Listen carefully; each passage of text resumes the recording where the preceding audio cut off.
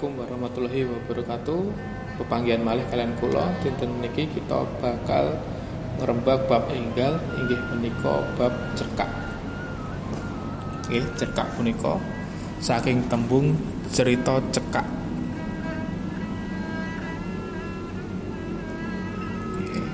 Definisinipun ya atau pengertiannya, cerkak yaiku cerita kang nyeritakake sawijining tokoh ing saperangan lelakon uripe kanthi lugas utawa cerita kang rampung diwaca salungguhan. Ya, dadi cerita cekak kuwi cerita sing nyeritakake sawijining tokoh ing saperangan lelakon uripe dalam bagian hidupnya kanthi lugas utawa cerita kang rampung diwaca salungguhan. Dados cerita cekak punika, cerita cekak itu cerita yang habis atau selesai dibaca dalam sekali baca. Cerita cekak iku pancen sawijining cerita kang cekak. Ya, memang karena cerita cekak definisinya cerita kang cekak. Nanging ora ateges tidak berarti menawa kabeh cerita cekak ya. Tidak berarti semua cerita yang pendek iku dijenengke cerkak. Umpamane fabel atau dongeng hewan. Fabel, dongeng yang bercerita tentang hewan, dongeng, anekdot lan cerita rakyat niku mboten kalebet cerkak. Terus cerita cekak ya atau cerkak itu ya nyeritake saperangan lelakon uripe wong sawijining tokoh.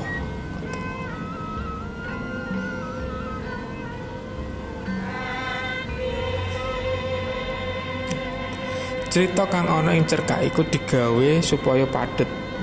Nggih, amarga cerkak ora kena ditulis dawa-dawa. Prakara kang ketok ana ing cerkak mung ana siji. Ya, jadi cerita cekak itu memang dibuat padet, tidak bertele-tele, tidak boleh panjang-panjang. Dan perkara kang ketok atau konflik, ya konflik yang ada itu hanya ada satu konflik. Ora kaya ana ing novel kang bisa digawe luwih jelimet. Ya, jadi ceritanya cukup satu permasalahan, satu konflik selesai. Mboten kados novel atau dalam media audiovisual tidak seperti sinetron yang bertele-tele sampai ratusan episode gitu ya. Cerkak sekali selesai. Mungkin kalau di audiovisual mungkin seperti FTV atau Azab gitu ya, itu sekali selesai, jadi tidak usah bertele-tele. Nah, mergo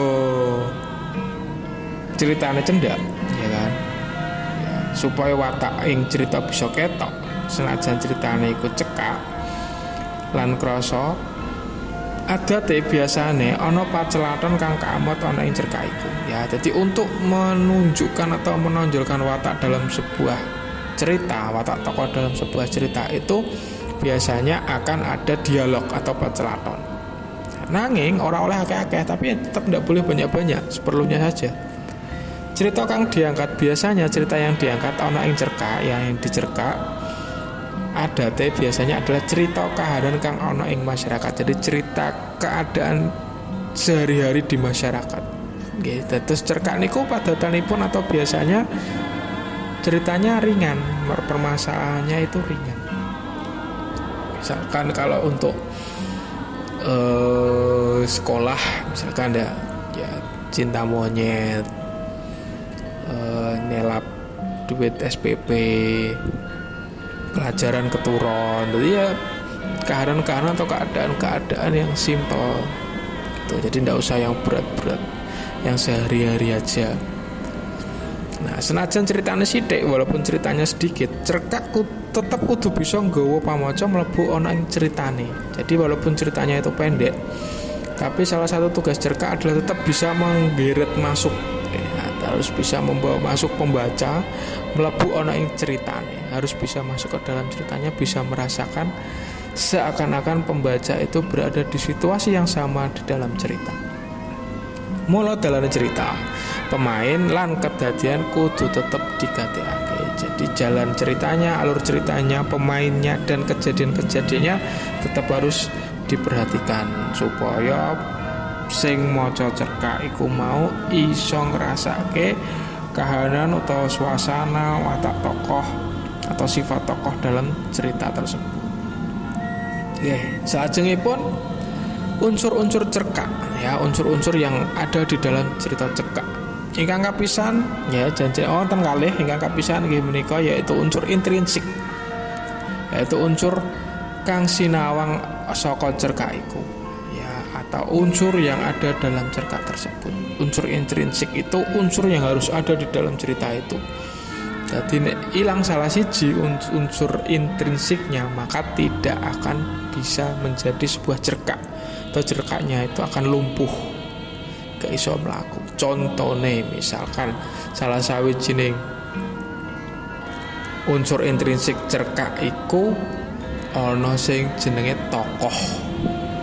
Bayangno ana cerita cekak tanpa ana tokohe. Kinten-kinten melampah menapa mboten, kira-kira akan masuk ndak, akan berjalan ndak cerita itu. Kan? Ada lagi misalkan tokohnya ada, tokohnya mboten, tapi tokoh itu tidak diberi watak. Kinten-kinten masuk mboten, melampah mboten, akan berjalan ndak. Jadi intrinsik adalah unsur yang harus ada dalam sebuah cerita cekak, tidak boleh ditawar. Nah, ingkang kaping kalih nggih menika unsur ekstrinsik. Ekstrinsik unsur pembangun saking jawabane cerkak. Unsur ini tidak berpengaruh langsung, tapi tetap terasa ada. Ya, tetap terasa ada. Selajengipun kita bakal bahas saking unsur intrinsikipun rumiyin, ya. Kita akan membahas dari unsur intrinsiknya dulu. Unsur intrinsik yang kapisan nggih menika tema. Tema yaitu inti atau ide dasar cerita. Ya, tema. Ide dasar ceritanya utawa undraning prakara ing cerita. Tema ana ing cerkak iku minangka unsur kang ora oleh ditinggalke. Ya, tidak boleh ditinggalkan. Tema minangka panemu kang arep dibabar kanthi wujud cerita. Tema adalah ide pokok, ide dasar yang nanti akan dijabarkan lewat cerita cerkak itu tadi. Tema uga bisa ditegesi panemu pokok ana cerkak, ya, jadi ide dasar atau ide pokoknya. Tema iku bakalane kaiket atau terikat karo unsur-unsur liya oleh unsur-unsur pembentuk yang lain kang kudu mlaku bareng. Unsur kang ora trep karo tema kang dicupuk bakale gawe ceritane ora stabil, dadi ora fokus lan kurang apik. Tema iku kudu iso gandeng kabeh tema supaya cerita kang binangun ora owah. Jadi tema itu pengikat dari semua unsur pembangun dari cerkak. Tadi ojo udar, ya, ndak boleh. Jadi temanya harus ditentukan dulu. Kita mau membuat cerkak itu dengan tema apa? Misalkan harap tema tentang kepahlawanan, romantisme, romansa bisa, ya kan, atau lingkungan dan seterusnya lan sapi turut pun itu harus dipegang dulu temanya apa. Lah mangke semua unsur-unsur berikutnya harus mengikuti tema. Oke.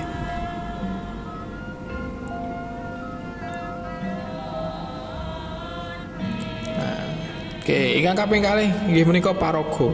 Paraga itu tokoh. Ya. Paraga iku wong kang mragani ing cerita. Jadi harus tokoh paraga itu adalah tokoh.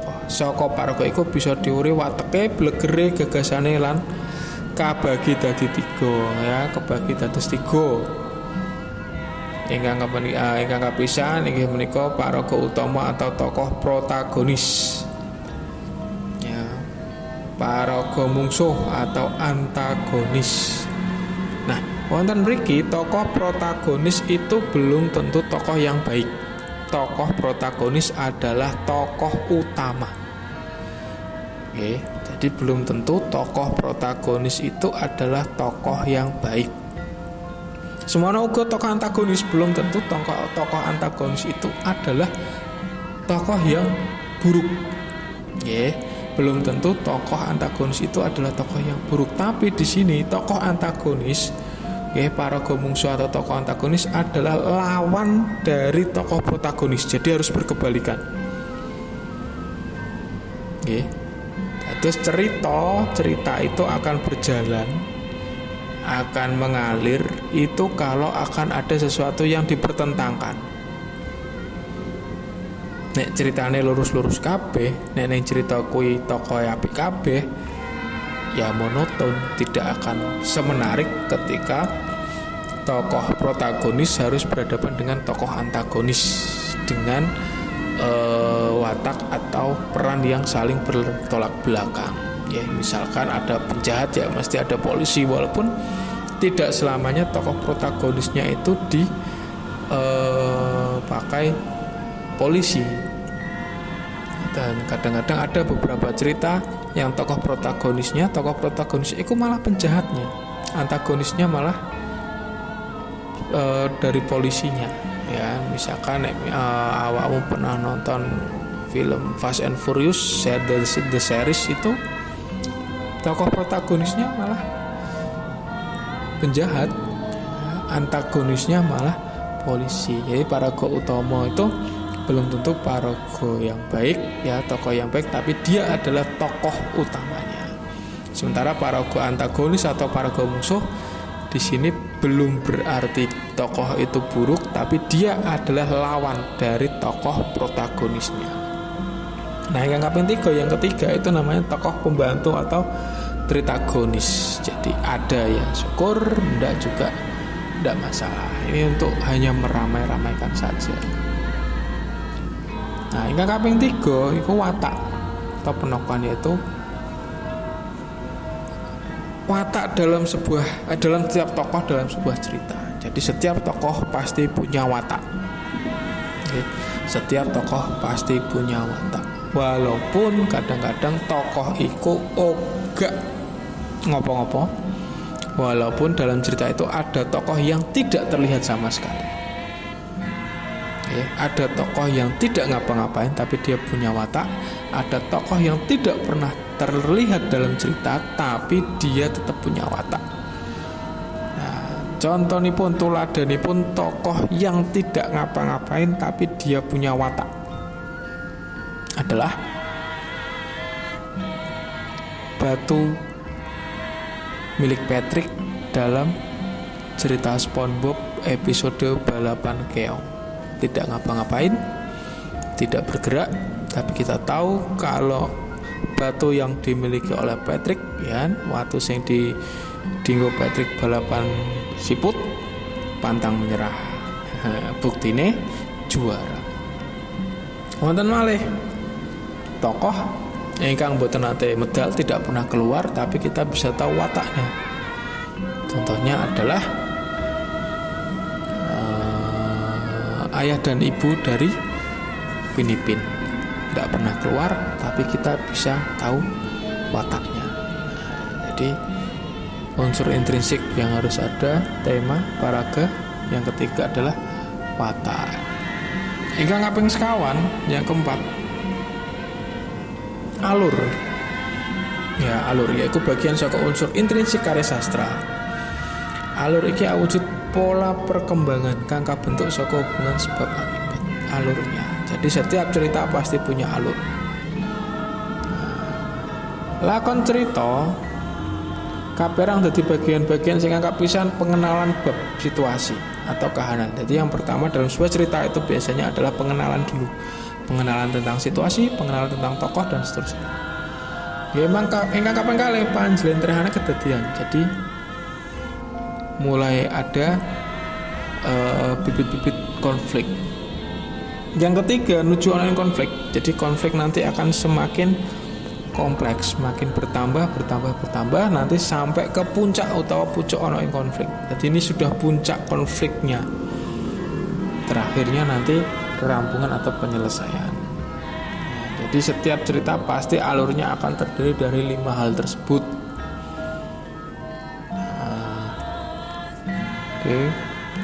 Gimana terpendapat malih ceritanya cerkak iku ana urutane. Ada cerkak kelakon kanthi urutan kayak mungkin. Yang pertama adalah orientasi.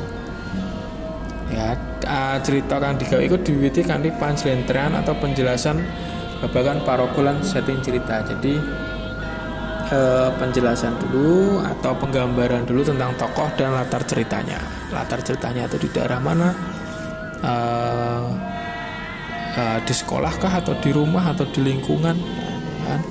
Terus panjlentrehan babagan paraga. Jadi kita nanti diperkenalkan dengan tokohnya, tokohnya itu di SD kah, di SMP kah, kuliah atau kerja dan seterusnya. Yang apa yang kalian game ini komplikasi. Jadi mulai ono perkara atau sudah mulai ada konflik, sudah ada mulai bibit-bibit konflik di situ. Prakara kang sadurunge biasa-biasa wae, suwe-suwe saya ruwet. Nah, ya. Jadi yang awalnya biasa-biasa saja, permasalahan itu mungkin bagi sebagian besar itu orang melihatnya itu kecil ya, tapi nanti akan semakin mendetail, merinci dan semakin ruwet, saya ruwet nggak sesuai. Nah, terus nanti di bagian klimaks ada yang mulai parah banget. Ya, ini sudah mulai sangat parah.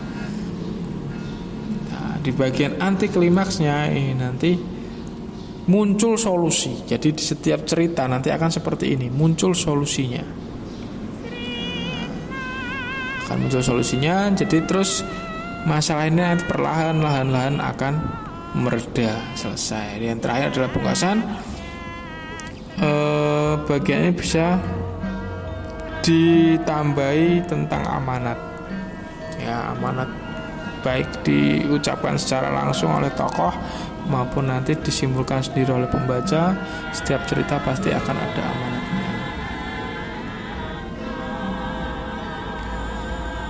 Nek digambar ya, yang digambar nah, bentuknya nanti akan seperti gambar gunung es. Nah, ya. Jadi awal-awalnya mesti keadaannya kondusif, adem ayem ya kan. Banjur sesuai engko ono konflik satu ya kan. Konflik satu mengakibatkan konflik yang kedua.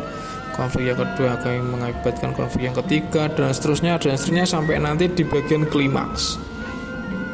Ya, klimaks itu puncak-puncaknya, sudah puncak dari sebuah masalah di mana biasanya kondisinya tokoh utama atau tokoh protagonis nanti akan merasa putus asa, ya tidak bisa keluar dari permasalahan ini lah. Setelah itu baru masuk di set anti klimaks. Jadi perlahan-lahan alon-alon mangke bakal wonten penyelesaian atau akan ada solusinya. Terus terakhir mangke pungkasan. Nah, itu alur.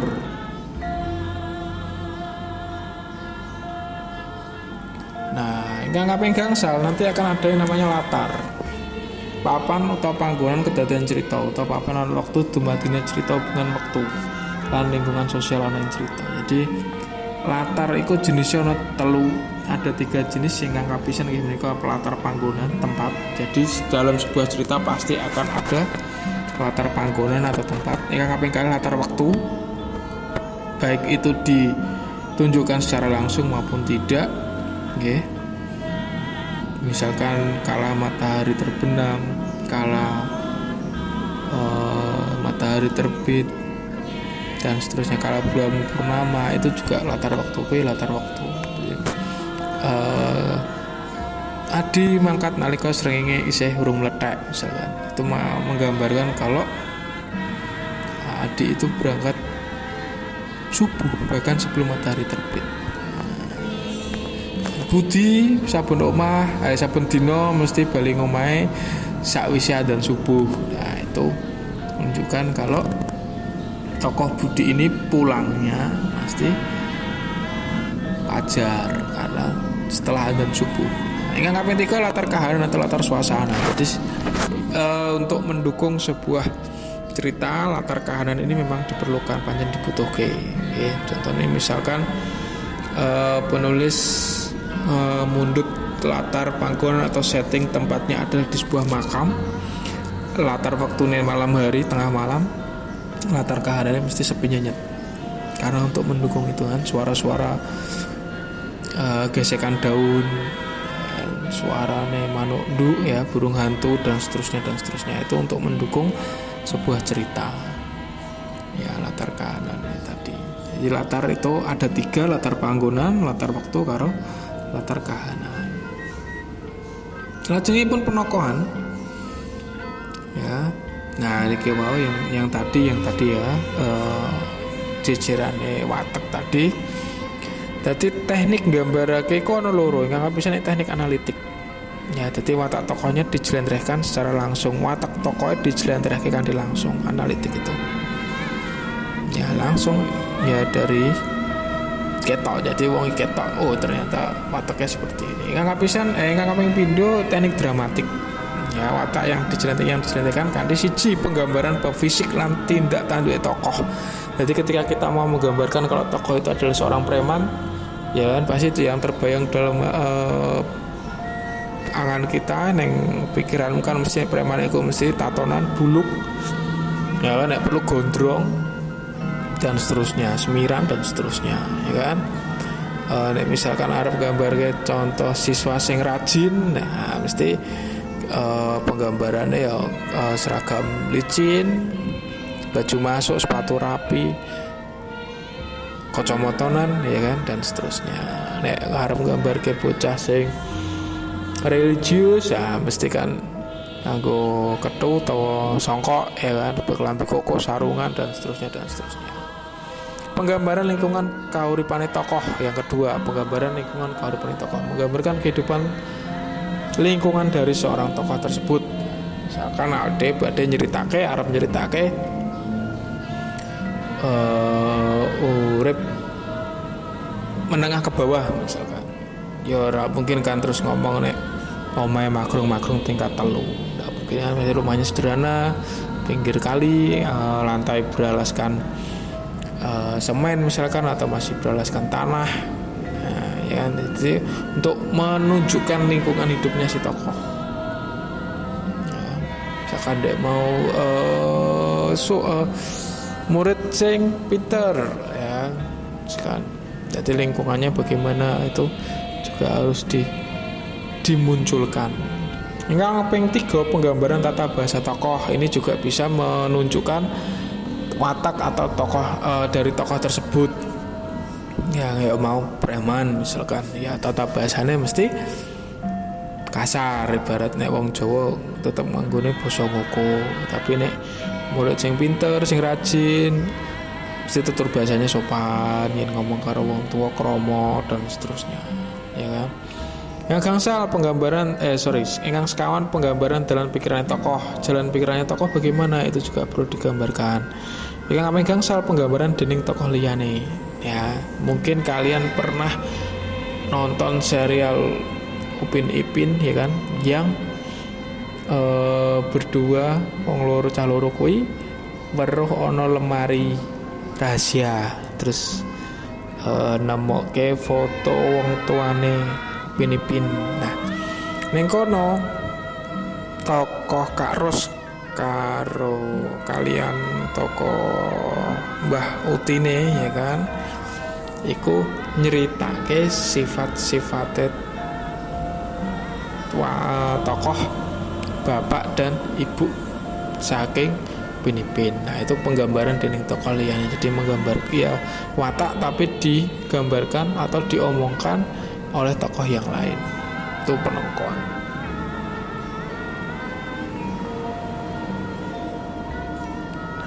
Selanjutnya sudut pandang. Ya, posisinya pengarang nalika nyeritake cerita.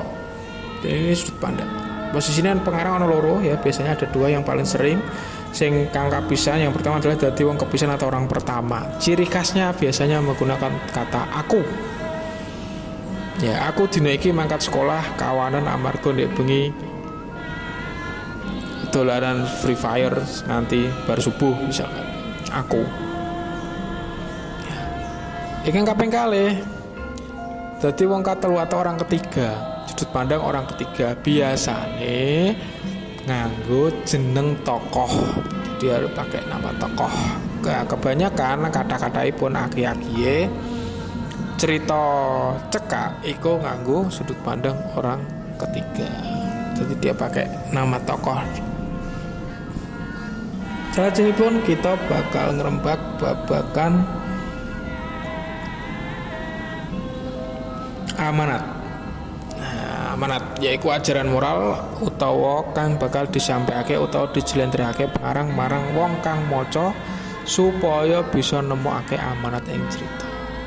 Terus muara dari cerita itu, hasil akhir dari cerita itu adalah sebenarnya pengarang iku pengen ngedohke, ya kan, atau pengen jelentrehake apa sing dadi krentek atine, apa yang ada di dalam hatinya, keresahan di dalam hatinya diwujudake kanthi cerita cekak, diwujudkan dalam sebuah cerkak. Nah, ini loh amanat yang akan saya sampaikan. Iki loh sing arep tak omongke.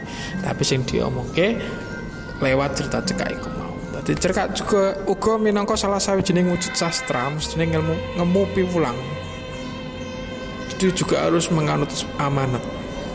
Cerkak punika ngajak pamaca supaya bisa ngrasakake apa kang ana ing jero cerita. Nah, piwulang ana ing cerkak bisa katulis kanthi cetha lan ana kang ora ditulis kanthi cetha. Piwulang kang ditulis kanthi cetha ana ing pungkasane cerita diarani koda. Ana ing koda panulis njlentrehake apa kang oleh lan ora oleh dilakoni dening masyarakat. Piwulang kang tinulis iku dijupuk saka pengalaman ing cerita. Misalkan ada cerkak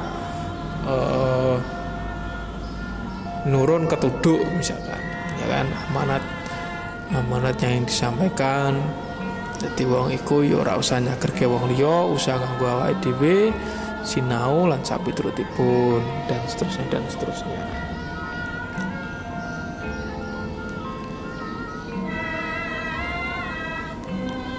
Unsur ekstrinsik, nah niku wae unsur intrinsik nih, niku wae unsur intrinsikipun. Sekarang kita masuk ke unsur ekstrinsik. Yang kepisan adalah kahanan penulis. Unsur ekstrinsik ini berorientasi kepada penulisnya. Nggih, nah niku wae unsur intrinsik harus ada di dalam sebuah cerita. Unsur X itu di luar ceritanya. Nah, biasanya yang mempengaruhi cerita itu berasal dari penulis itu sendiri. Yang kapisan kahanan nalika nulis cerkak iku duwe daya kang gedhe marang isi lan bentuk cerkak. Bab iki bisa kedadian amarga cerkak iku ngandharake panemu saka penulis manut karo apa kang dingertani lan kahanan atine penulis. Jadi keadaan penulis gimana, misalkan penulis iku lagi gawe cerkak nalika atine lagi seneng misalkan, ya biasanya akan membuat cerkak yang bertema-tema kebahagiaan, romantisme dan seterusnya. Ini misalkan penulisnya lebih patah hati, nembe patah hati, mungkin dia akan lebih menjiwai ketika dia menulis cerkak atau menulis cerita tentang patah hatinya. Sosialan budaya duwe daya kang gedhe marang isine cerkak. Cerita kang digawe iku wis mesti dijumbake karo kahanan kang kudu ana ing cerkak. Kahanan sosial lan budaya nalika nulis, ya senajan cerkak iku digawe kanthi njumbuhake kahanan ing nyata, kahanan kang kagambarake uga bisa kena pengaruh saka kahanan sosial lan budaya papan panggonan nulis ing cerkak iku. Contoh misalkan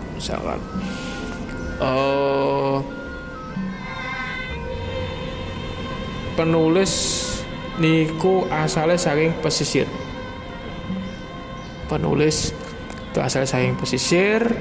Pengalaman pribadi penulis nalika ndek cilik iku senengane ngewangi nelayan sing lagi tambat terus njupuki iwak dan seterusnya. Iku mesti bakal ndadekake gampange penulis nalika dheweke nulis cerkak sing kahanan sosiale babagan kauripan wong-wong ing pesisir. Semono uga sing ana ing gunung misalkan. Jadi papan panggonan atau tempat tinggal penulis itu pun berpengaruh. Pengalaman penulis sebelum menulis selama hidupnya itu pun berpengaruh. Ya, misalkan sing ana ning gunung, wong ning gunung iku akan sangat kesulitan ya, bakal angel banget nek kon ndeskripsike kahanan ning pesisir. Semono uga sing ning pesisir bakal kangelan yen kon ndeskripsike aku menggambarkan keadaan di pegunungan. Wong ning pegunungan ora bakal ngerasake ademe pesisir, ya kan? deburan ombak, pengalaman nalika ngewangi ngangkati iwak saka kapal, ya kan. Semono uga sing ing daerah pesisir ya ora bakal bisa ngrasake hawa ademe gunung, ya kan. Swasana ing jero alas, banyu sing bening, ya, saking mata air langsung misalkan. Nah, misalkan cedak teh ya ora mungkin ngerasake rasane piye panen teh atau panen tembakau lah, itu juga akan berpengaruh, ya. Kahanan sosial budaya contohnya pun misalkan penulis yang beragama sama dengan mayoritas di lingkungannya. Nah, sing non sewu yang muslim misalkan tidak akan kesulitan ketika dia akan bercerita tentang bagaimana suasana lebaran Idul Fitri dan Idul Adha di lingkungan yang mayoritas semuanya muslim. Tapi akan lebih menarik, ya kan, kalau penulis itu misalkan dia muslim tapi dia berada di lingkungan yang mayoritas non muslim. Lah iku salat piye, itu juga berpengaruh, ya. Lingkungannya itu beragam agama, beragam suku misalkan, itu juga akan berpengaruh dalam gaya menulis nanti ketika dia membuat cerkak. Ya, kalau kita cekap semanten pendahuluan tentang materi cerkak minggu niki, minggu ngajeng kita bakal sinau menganalisis cerkak. Terus kita pados unsur intrinsik saking cerkak punika. Nggih. Kalau kita cekap semanten, wabillahi taufik wal hidayah. Wassalamualaikum warahmatullahi wabarakatuh. Salam sejahtera kagem kita sedaya. Om Swastiastu.